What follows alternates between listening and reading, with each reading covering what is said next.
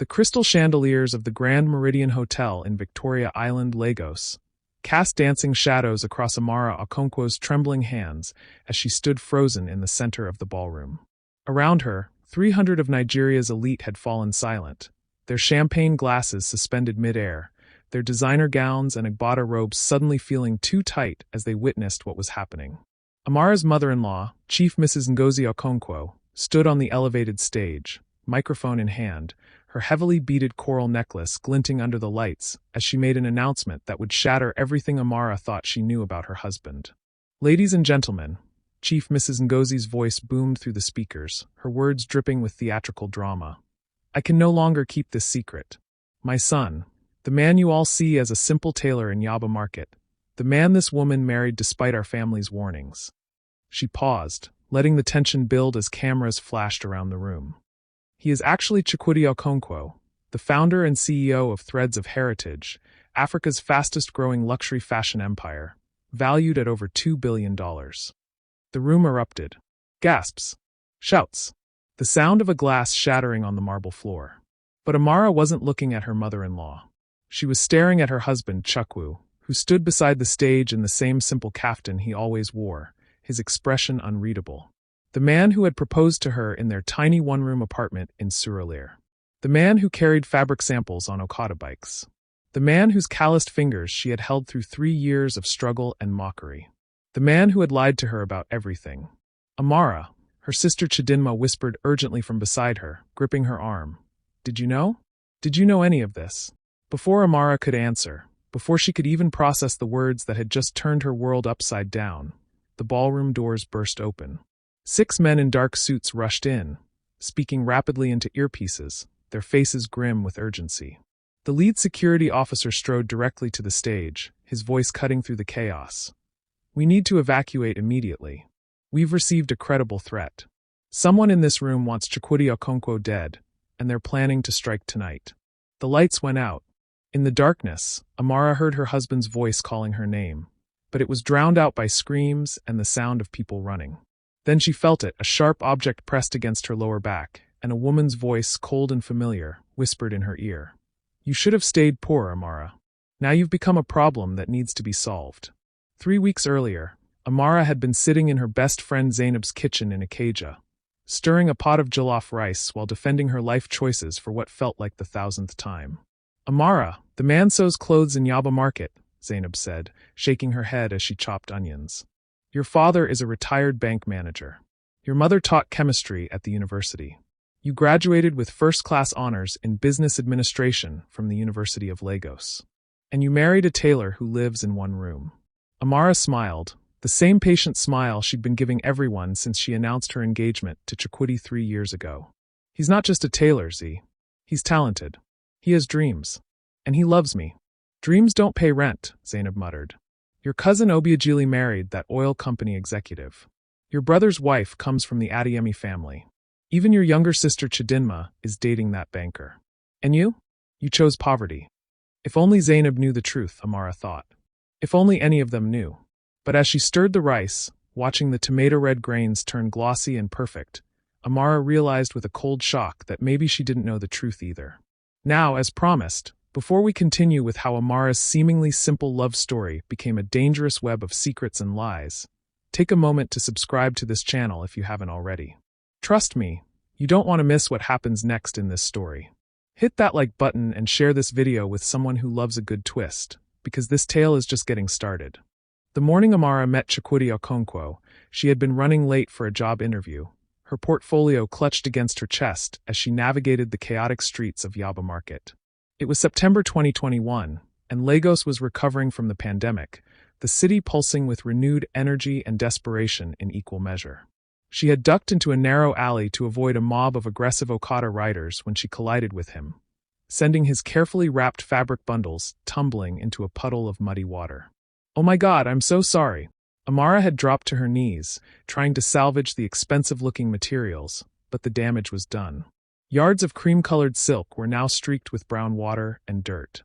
The young man knelt beside her, and when Amara finally looked up at his face, she was struck by 2 things. his unexpected calmness and the intensity of his eyes, which seemed to hold years more wisdom than his appearance suggested. "It's okay," he said softly, his Igbo accent slight but present. "They're just materials. They can be replaced." "But this must have cost a fortune," Amara protested, examining the ruined silk. She could tell quality when she saw it. Her mother had made sure all her children could distinguish between good and poor craftsmanship. "I'm Chukwu," he said, extending his hand. "And you look like you're late for something important." That was how it started. Not with fireworks or dramatic music, but with ruined silk and a kind smile in a dirty alley. Chukwu had insisted on walking her to her interview at a marketing firm in Sabo, carrying her portfolio, while she apologized profusely every few minutes. He'd waited outside for 2 hours until she emerged, deflated because the position had already been filled before she even arrived. "Let me buy you lunch," he'd said, "to celebrate your courage for showing up anyway." They'd eaten at a modest bukka, sitting on wooden benches while traffic roared past and generators hummed in the background. Chukwu told her he was a tailor, that he'd learned the craft from his uncle, that he had a small stall in the market where he made clothes for students and market women. What he didn't tell her was that he owned a luxury fashion house, that his designs were worn by celebrities across 3 continents, that his mother was Chief Mrs. Ngozi Okonkwo, whose face appeared regularly in society magazines, that the small stall was just one of many properties his family owned across Lagos. Over the next 6 months, their relationship had blossomed slowly, like hibiscus flowers opening at dawn. Chukwu would visit Amara at her parents' house in Surulere, always polite, always humble, always arriving with a small gift, a bag of oranges, a loaf of fresh bread, once a beautiful headscarf he claimed to have made himself. Amara's father had been skeptical but kind. Her mother had been less diplomatic. "Amara, you can do better than this," her mother, Professor Adiz Nwosu, had said one evening after Chukwu left. They were sitting in the cramped living room, the ceiling fan whirring above them. "The boy is respectful, yes. But he's a tailor. What kind of future can he give you?" "He makes me happy, Mama," Amara had replied, and it was true. With Chukwu, she didn't have to pretend to be anything other than herself. He listened when she talked about her dreams of starting her own business. He encouraged her when job rejections piled up. He made her laugh, even on days when Lagos felt like it was crushing her spirit. "Happiness doesn't pay school fees for children," her mother had countered. "It doesn't buy medicine when someone is sick. Your father and I worked hard to give you an education. We didn't do that so you could marry poverty." But Amara had been stubborn. When Chukwu proposed to her in his one-room apartment in February 2022, with a simple silver ring he said he'd saved 6 months to buy, she'd said yes without hesitation. The wedding had been small, almost embarrassingly so by Nigerian standards. 50 guests at a rented hall in Ikeja, traditional attire that Chukwu made himself, a cake from a local bakery, and a DJ who played from a laptop. Amara's extended family had barely attended, their absence speaking louder than any words of disapproval. Chief Mrs. Ngozi Okonkwo hadn't come at all. "My mother is traveling," Chukwu had explained, but Amara had seen the pain in his eyes. She'd held his hand tighter and promised herself that they would build a life together that needed no one's approval. They'd moved into Chukwu's one-room apartment, and Amara had learned to cook on a single burner, to wash clothes by hand when Nipa took the light, to smile when neighbors whispered about the university graduate who'd married beneath her station. Chukwu worked long hours at his stall, sometimes not coming home until 10 or 11 at night. He'd collapse onto their small mattress, smelling of fabric and sweat, and Amara would massage his shoulders while he talked about his dreams. "One day," he'd say, his voice heavy with exhaustion, "I'm going to dress presidents and kings. I'm going to show the world what African fashion can be." Amara had believed him. She'd seen his talent, the way his fingers moved across fabric like a pianist across keys, creating beauty from mere cloth and thread. What she hadn't known was that he was already dressing presidents and kings. That the long hours at the stall were actually board meetings and international fashion shows. That the calloused hands she massaged belonged to a man who employed over 300 people across 5 African countries. The breaking point came on a sweltering Tuesday afternoon in July 2024, 8 months before the charity gala that would expose everything. Amara had finally landed a job as a marketing coordinator at a small tech startup in Lekki. The salary was modest, barely enough to cover transport and contribute to household expenses, but it was something. It was dignity. It was proof that her education hadn't been wasted. She'd been walking through the computer village in Acadia during her lunch break, pricing laptops she couldn't afford, when she ran into her former classmate, Kelechi Obi. Kelechi had been her rival at Unilag, always competing for the top grade, always dressed in the latest fashion. Now she stood before Amara in a navy blue power suit, designer sunglasses perched on her head, car keys to a Mercedes dangling from her manicured fingers. Amara Nwosu. Or should I say Amara Okonkwo now? Kelechi's smile was sharp as broken glass. I heard about your marriage. To a tailor, right? Amara forced herself to smile back. Yes. Chukwu.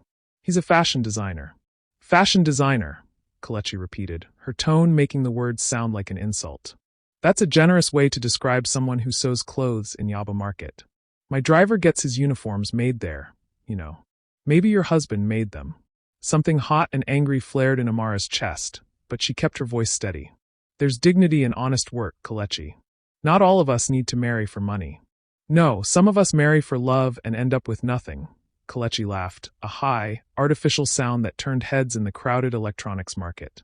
I married Chike Adebayo. You remember him, the guy who graduated 2 years ahead of us? He's a senior partner at his father's law firm now. We just bought a house in Banana Island. Banana Island, the most exclusive neighborhood in Lagos, where homes cost millions of dollars and ordinary people like Amara only saw pictures online. I'm happy for you, Amara said, and she genuinely meant it, even as shame burned in her throat. Are you though? Kelechi leaned closer, her expensive perfume overwhelming. Are you happy, Amara? Living in one room, married to a man who smells like fabric and thread? Be honest with me. Was it worth throwing away your future for love? That evening, Amara had returned to their apartment to find Chukwu already home, which was unusual. He was sitting on their bed, staring at his phone with an expression she'd never seen before, something between anguish and anger. Chukwu, what's wrong? He'd looked up at her, and for a moment, she thought he might tell her the truth. She could see it in his eyes, the weight of secrets pressing against his lips. Nothing, he'd said finally, setting the phone down. Just a difficult customer. How was your day? And Amara had told him about Kelechi, about the shame she'd felt, about the growing doubt that gnawed at her late at night when sleep wouldn't come. Do you ever regret it? She'd asked him. Marrying me? Maybe you could have found someone from your own level, someone who wouldn't be a burden. Chukwu had pulled her close, his embrace fierce and desperate. Amara, you are not a burden. You are the only real thing in my life. The only person who sees me for who I actually am. But who is he actually? That was the question Amara should have asked but didn't. 2 weeks later, Amara's younger sister Chidinma had shown up at their apartment unannounced, her face flushed with excitement and gossip. Amara, you will not believe what I just heard at the salon, Chidinma had burst out, barely waiting for the door to close behind her. You know that designer, Threads of Heritage? The one that dressed Tiwa Savage for the Grammy Awards? The one that had that massive showcase at New York Fashion Week. Amara had nodded. She followed fashion news casually. Threads of Heritage was legendary, a Nigerian brand that had conquered international markets, whose waiting list for custom pieces was reportedly months long. Well, apparently the designer, the mysterious CEO who never shows his face publicly, is an Okonkwo from Lagos. Nobody knows which Okonkwo family, but people are saying he's young, maybe early 30s, and he's been keeping his identity secret for years. Amara had laughed. So, Okonkwo is a common name. There are probably 10,000 Okonkwos in Lagos alone. I know, Chidinma had continued, pulling out her phone to show Amara pictures from a fashion blog. But look at these designs. Look at this particular style, the way the Igbada is structured, the embroidery patterns. Doesn't this remind you of something? Amara had looked at the images, stunning photographs of models wearing elaborate traditional Nigerian attire reimagined with modern cuts and luxury fabrics. And yes, there was something familiar about the construction, the attention to detail, the way traditional Igbo patterns were incorporated into contemporary designs. Chidinma, what are you suggesting? Her sister had grabbed her hands, eyes wide with an impossible thought. What if it's him? What if Chukwu is connected to this somehow? What if he's not just a tailor but part of something bigger? That's ridiculous, Amara had said, but even as the words left her mouth, pieces began clicking together in her mind like a disturbing puzzle. The late nights. The expensive fabrics Chukwu sometimes brought home. The way he spoke about fashion with the authority of someone who'd studied it formally, not just learned from an uncle. The phone calls he took in hushed tones, stepping outside their small room. "You're letting your imagination run wild," Amara had told her sister firmly. "Chukwu is exactly who he says he is. A talented tailor trying to make his way in a difficult city. Not everything is a Nollywood movie." But that night, after Chidinma left and Chukwu returned home late again, Amara had watched her husband with new eyes. She'd noticed things she'd dismissed before. The quality of his watch, simple but clearly expensive. The way he moved with quiet confidence that didn't match their humble circumstances. The education in his speech that seemed too refined for someone who'd supposedly never attended university. Now, as we pause here, I want to hear from you. Where are you watching this story from? Drop your country or city in the comments below. And here's a question that I know is on your mind right now.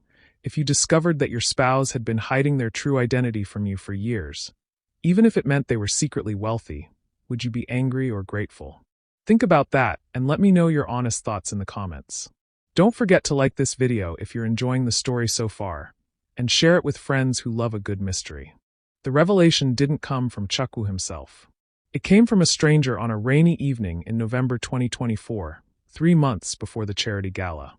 Amara had been leaving her office in Lekki when a sleek black Range Rover pulled up beside her at the bus stop. The tinted window rolled down, revealing an elegant woman in her 50s, her skin the color of polished mahogany, her jewelry understated but clearly expensive. "Amara Okonkwo?" the woman asked, her voice cultured and precise. Amara's instinct was to run, but curiosity and exhaustion from the day kept her rooted. "Yes. Who's asking?" "My name is Chief Mrs. Ngozi Okonkwo. I believe you know me as your husband's mother." The world seemed to tilt. Amara gripped her handbag tighter, rain beginning to soak through her simple cotton blouse. "Chukwu said you were always traveling. That you couldn't make it to the wedding. Get in the car, Amara. We need to talk, and I'd rather not do it in the rain like common people." There was something in the woman's tone, not quite cruelty but certainly not warmth either, that made Amara's decision for her. She climbed into the back seat, the leather cool and smooth, the interior smelling of expensive perfume and power. Chief Mrs. Ngozi didn't speak until the driver had pulled into Lagos traffic, heading toward Victoria Island. "How much do you know about my son?" "I know he's a good man. A talented tailor. A loving husband." "A tailor?" Chief Mrs. Ngozi repeated, and something like amusement flickered across her face. "Is that what he told you?" "It's what he is. My dear girl, my son is many things, but a simple tailor is not one of them." Chief Mrs. Ngozi pulled out an iPad, swiping through images before handing it to Amara. "This is who your husband really is." The photograph showed Chukwu, her Chukwu, in settings that made no sense. Standing with the president of Ghana at a state dinner. Cutting a ribbon at a massive fashion house opening in Johannesburg. Accepting an award at the African Fashion Summit in Accra. Shaking hands with Naomi Campbell at a gala in Paris. In every image, he wore expensive suits, his face confident and commanding. Nothing like the humble man who came home to their one-room apartment. "I don't understand," Amara whispered, her hands trembling. 3 years ago, my son decided he wanted to know what it felt like to be ordinary. To be loved for himself, not for the Okonkwo name or the threads of heritage empire. So he created an elaborate fiction, a character, a poor tailor struggling in Yaba Market. Chief Mrs. Ngozi's voice was neither kind nor cruel, simply factual. "And then he met you." Amara felt nauseous. "Why are you telling me this?" "Why now?" "Because this game has gone on long enough. Chukwu is 32 years old. He runs a $2 billion company. He has responsibilities, obligations to our family, to our business partners, to society. This little experiment in poverty has been amusing, but it's time for it to end." "Does he know you're here?" "No. And you won't tell him." Chief Mrs. Ngozi took back the iPad, her expression hardening. "In 1 month, we're hosting our annual charity gala.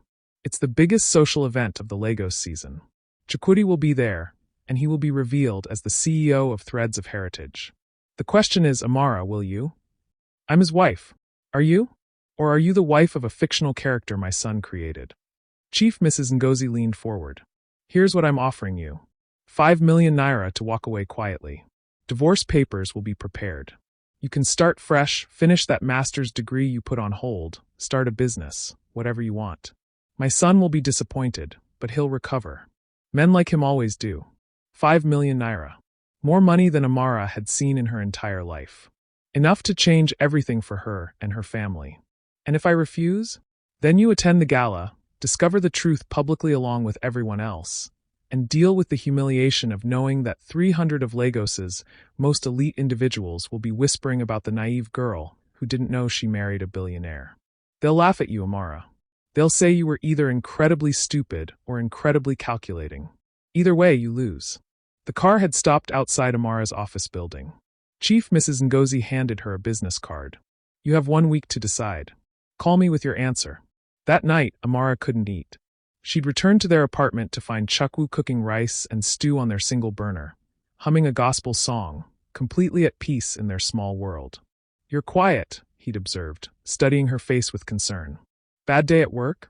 Just tired, she'd lied, and the ease of the lie frightened her. How many lies had he told her?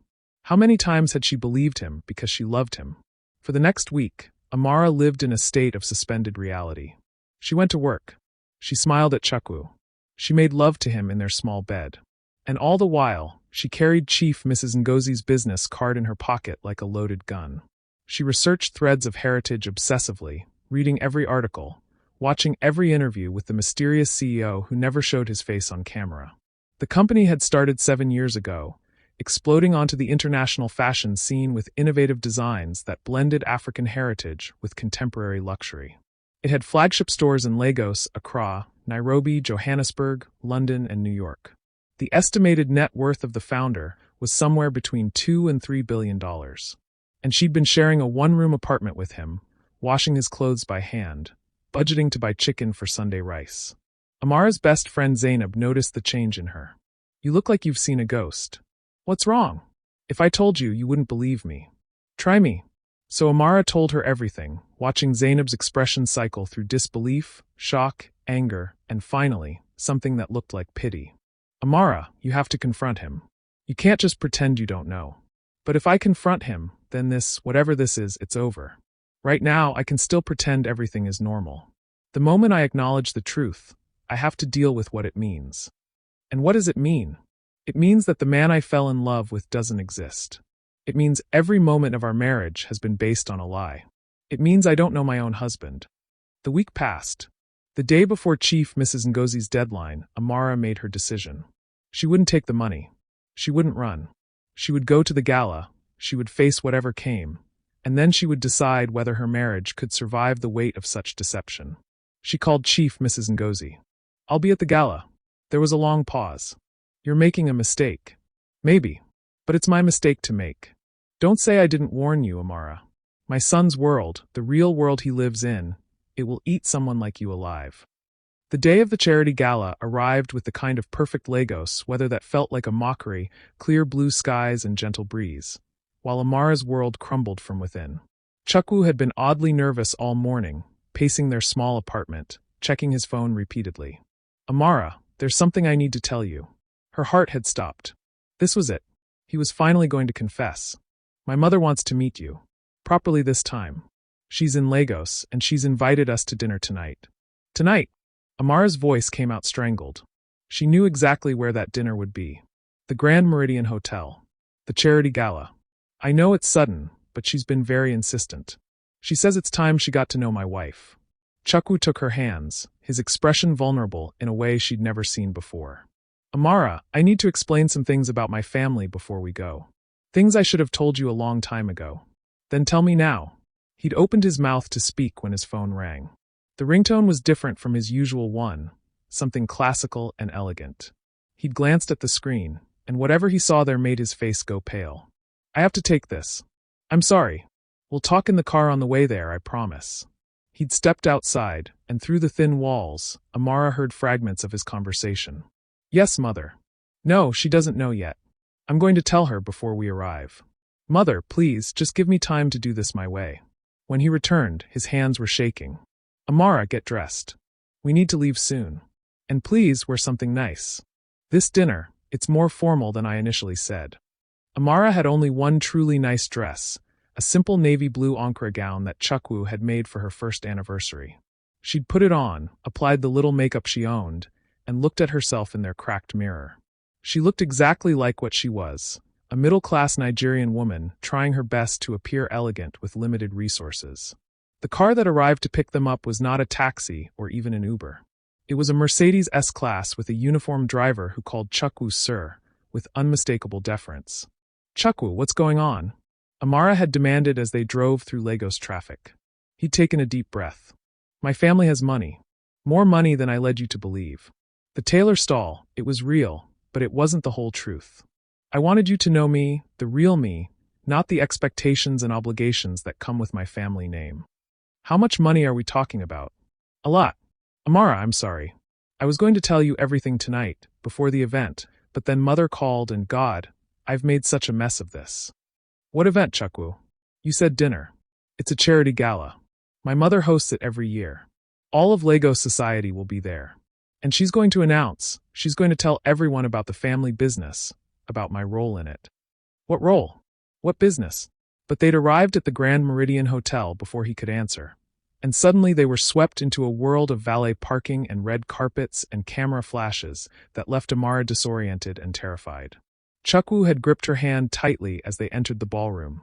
And that's when Amara saw it. Her husband's face, 10 feet tall on a massive screen above the stage. Underneath, the words, "Threads of Heritage, celebrating 7 years of African excellence."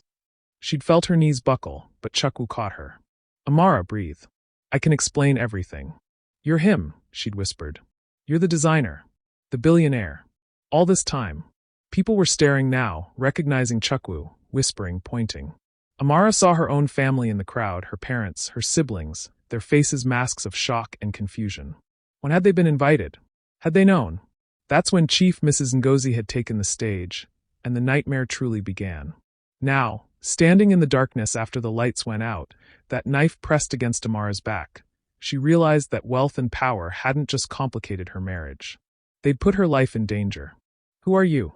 Amara managed to ask, her voice barely audible over the chaos. "Someone who has far more to lose than you do if Chukwu's little secret wife becomes permanent." The woman's breath was hot against Amara's ear. "He was supposed to marry Adora Ease, unite our families, merge our empires. But then you came along with your innocent smile and your poverty, and he forgot everything he owed to his real world." Emergency lights flickered on, dim and red, casting everything in a hellish glow. Amara caught a glimpse of her attacker's reflection in a nearby mirror, Kelechi, her former classmate from Unilag, the same woman who'd mocked her in Computer Village. "Kelechi? But you said you married Chike Adebayo." "I lied. I was engaged to your husband, arranged by our families when we were children. Then he disappeared into his little poverty experiment and came back married to you." The knife pressed harder. "Security will think you were caught in the attack. One body among the chaos. And Chukwu will need comfort, won't he? I'll be there." But Kelechi had made one mistake. She'd underestimated how loudly Amara could scream. Amara drove her elbow backward with all her strength, feeling it connect with Kelechi's ribs. The knife clattered to the floor. Amara ran, pushing through panicking guests, searching for Chukwu, for anyone who could help. She burst through a service door and found herself in the hotel's kitchen, steel surfaces gleaming in harsh fluorescent light. Behind her, she heard Kelechi's heels clicking on marble, getting closer. "You can't run forever, Amara. You don't belong in his world. You never did. Before we find out what happens to Amara, I need you to pause and think about this. Have you ever felt like you didn't belong in a certain space, even when you had every right to be there? Have you ever been underestimated because of where you came from? Share your experiences in the comments. I read every single one. And if this story is keeping you on the edge of your seat, hit that subscribe button and turn on notifications so you don't miss the next chapter. Share this video with someone who needs to hear this story. Now let's continue. Amara grabbed a frying pan from the kitchen counter, her hand steady despite her racing heart. She'd grown up watching her grandmother defend their compound from thieves in Enugu. Fear was acceptable. Weakness was not. When Kelechi burst through the kitchen door, Amara was ready. "You want to talk about belonging?" Amara's voice was cold, controlled. "Let's talk about how you think you can murder someone and take their place. That's not belonging, Kelechi. That's desperation." Kelechi lunged forward, but Amara swung the pan, connecting with Kelechi's outstretched arm. The crack echoed through the kitchen. Kelechi screamed, stumbling backward into a metal shelf. Security burst in seconds later, real hotel security this time, not whoever had orchestrated the fake evacuation. They grabbed Kelechi, who was now sobbing, clutching her arm. She tried to kill me, Amara said, her voice shaking now that the adrenaline was fading. She had a knife. One of the security officers spoke into his radio. We found Mrs. Okonkwo. She's safe. The attacker is in custody. Mrs. Okonkwo. The title felt foreign on Amara's tongue, like borrowed clothes that didn't quite fit. They escorted her back to the ballroom, where order had been somewhat restored. The lights were fully on now. Police officers were taking statements. And there, in the center of it all, was Chukwu, his face a mask of anguish until he saw her. He ran to her, pulling her into his arms with such force that she almost couldn't breathe. Amara. Thank God. When the lights went out and I couldn't find you, I thought. His voice broke. I'm fine, she said, but she wasn't fine. Nothing was fine. Chief Mrs. Ngozi approached them, her earlier theatrical composure replaced by genuine concern. Amara, are you hurt? No. But we need to talk. All of us. Now. They retreated to a private room in the hotel. Amara, Chukwu, Chief Mrs. Ngozi, and a few security personnel. Amara's parents were brought in as well, her father's face stern, her mother's eyes red from crying. Start from the beginning, Amara said, looking directly at Chukwu. The real beginning. No more lies. Chukwu sat down heavily, suddenly looking far older than his 32 years. 7 years ago, I launched Threads of Heritage with money from a trust fund my grandfather left me. The company exploded faster than anyone expected. By the time I was 28, I was one of the youngest billionaires in Africa. He paused, running his hands through his hair. But I was miserable, Amara. Everyone wanted something from me. Business deals, marriages, partnerships, access. I didn't know who my real friends were. I didn't know if anyone would love me if I was just Chukwu, not Chukwudi Okonkwo the billionaire. So you created a lie, Amara said flatly. I created a test, he corrected. I rented that room in Surulere. I worked at a stall in Yaba that my cousin actually owned. I lived on a budget. I wanted to know what it felt like to be ordinary, to be chosen for who I was, not what I had. And then you met me. And then I met you. His eyes were pleading now. Amara, you were everything I'd been searching for. You were kind without expecting anything in return. You were brilliant without being arrogant. You loved me when I had nothing, when your own family mocked you for marrying beneath your station. I loved a fiction, Amara shot back. I loved a character you were playing. No. Chukwu reached for her hand, but she pulled away. The man you fell in love with, that was the real me. The tailor in Yaba, the man who cooked rice on a single burner, the man who held you at night when job rejections made you cry, that was me, Amara. The only difference was the bank account. The only difference? Amara's voice rose. Chukwu, you let me struggle. You watched me count coins for transport. You let my mother cry because she thought I'd thrown my life away.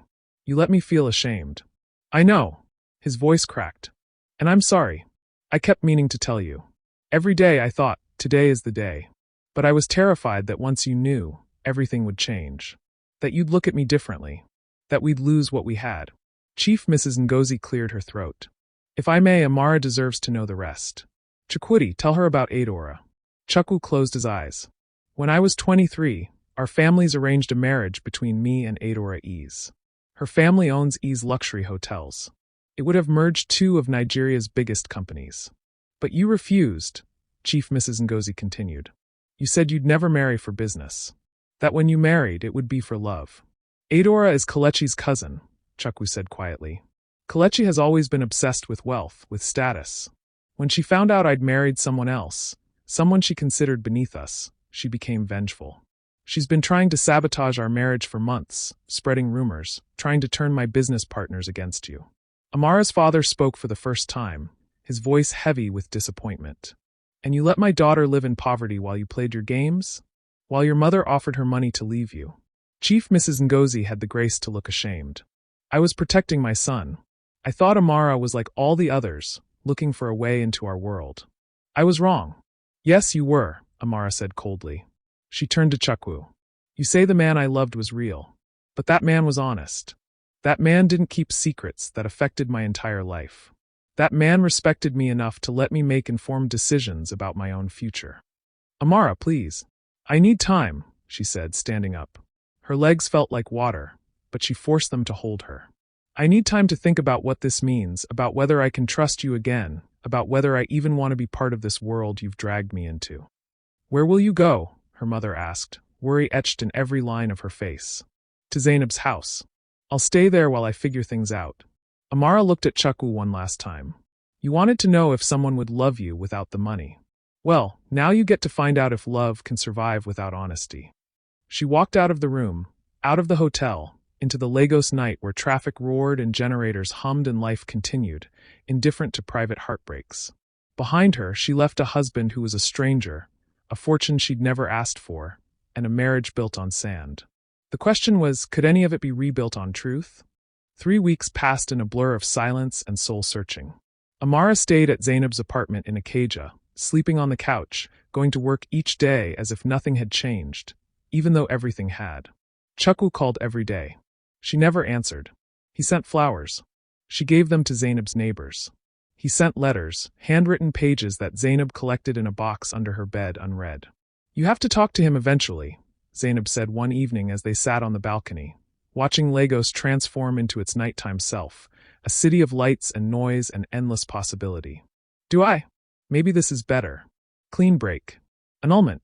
I go back to my simple life, and he goes back to his billion-dollar empire. Amara, be honest with yourself. Do you want that? The truth was more complicated than yes or no. Amara missed her husband desperately, the way he hummed while cooking, the calluses on his hands from working with fabric, the way he listened when she talked about her dreams. But she didn't know if that man had been real or just a performance. On the 22nd day, Amara's mother showed up at Zainab's door, uninvited and determined. We need to talk, Professor Adiz said, settling onto the couch with the authority of someone who would not be refused. Your father wanted to come, but I told him this is a conversation between women. Mama, I'm not ready. Child, I didn't raise you to run from difficult conversations. Her mother's voice was stern but not unkind. I've spent the last 3 weeks thinking about what happened, about the choices you made, about the choices I pressured you to unmake. Amara sat down, surprised. Her mother rarely admitted to being wrong about anything. When you told us you were marrying Chukwu, I was horrified. I thought you were throwing away your future for a poor man with nice words. I said terrible things. I made you feel ashamed. Professor Adiz's eyes were bright with unshed tears. But Amara, you were right about something important. You chose love. You chose a man who made you happy. Yes, he lied about his circumstances, and that was wrong. But did he lie about his character? I don't know anymore, Mama. How can I trust anything about him? Let me tell you what I've learned in the past 3 weeks. Her mother pulled out her phone, scrolling through what looked like articles and documents. I did research. I talked to people. I learned about threads of heritage, about what your husband has built. She showed Amara article after article. Chukwu's company didn't just make clothes for wealthy people. It employed over 300 artisans across Africa, most of them women from poor communities, paying them fair wages and teaching them advanced skills. It funded scholarships for fashion students who couldn't afford education. It had established a foundation that provided microloans to small tailors and seamstresses trying to start their own businesses. The man you married, the one who lived in that one room and cooked on a single burner, he was doing all of this at the same time, her mother said. He could have been flying private jets and living in mansions, but instead, he chose to understand the struggle of ordinary people. That's not a villain, Amara. That's a man trying to stay connected to what matters. But he still lied to me. Yes. And you need to decide if that lie is unforgivable, or if it's something you can work through together. Her mother took her hand. Marriage is not about finding a perfect person, my daughter.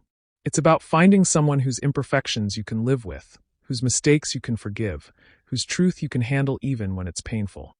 That evening, Amara finally opened the letters Chukwu had written.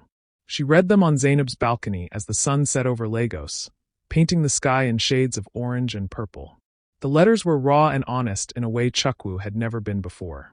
He wrote about his childhood, growing up with wealth but feeling suffocated by expectations. He wrote about the loneliness of success, how every relationship felt transactional. He wrote about the day he met her in that alley, how she'd apologized for ruining his fabric even though it was an accident, and how that simple kindness had made him want to know her. The last letter was different. Shorter. More direct. Amara, I don't expect forgiveness. I don't expect you to come back. But I need you to know that everything I felt was real. Every laugh, every conversation, every moment we spent in that small room. That was the most honest I've ever been in my life. I fell in love with you because you saw me, not my success or my family name. And I tried to see you the same way, as Amara, brilliant and kind and strong, not as someone who needed to be saved or impressed. I failed you by lying about my circumstances. But I never lied about my heart. That has always been yours. Completely. Honestly. Forever. Whether you want it or not. Amara cried then, really cried, for the first time since the gala. She cried for the marriage she'd lost, for the trust that had been broken, for the future that seemed so uncertain. But she also cried because she knew what she had to do. The next morning, Amara went to the Threads of Heritage headquarters in Victoria Island. The building was stunning, modern glass and steel that reflected the Lagos skyline. She'd walked past it dozens of times on her way to job interviews, never knowing her husband owned it. Security tried to stop her at the entrance, but she pulled out her phone and called Chukwu for the first time in 3 weeks. Amara? His voice was hoarse, desperate. Where are you? Downstairs. In your lobby. Can we talk? He appeared 2 minutes later, running from the elevator, his hair disheveled, his shirt wrinkled. He looked like he hadn't slept in days. They stood there in the middle of his gleaming lobby, surrounded by employees who were trying very hard to pretend they weren't staring. I read your letters, Amara said. And I'm still angry. I'm angry that you lied. I'm angry that you made decisions about our marriage without consulting me. I'm angry that you let me struggle when you could have made things easier. Chukwu's face fell, but he nodded. I understand. I deserve your anger. I'm not finished, Amara continued. I'm also grateful. Grateful that you saw me as more than my circumstances. Grateful that you chose me when you could have chosen anyone. Grateful that you tried, however imperfectly, to build something real. What are you saying? I'm saying that I want to try again. Not as the poor tailor and the naive wife, but as Chukwu and Amara, 2 imperfect people who love each other enough to work through the mess we've made. She took a deep breath. But there have to be rules. No more secrets. No more lies, even little ones. We make decisions together. We face your world together. And if I ever feel like you're hiding something from me again, I walk away. Permanently. Chukwu closed the distance between them in 3 strides, pulling her into his arms. No more secrets. I promise. Amara, I promise. There's one more thing, she said, pulling back slightly.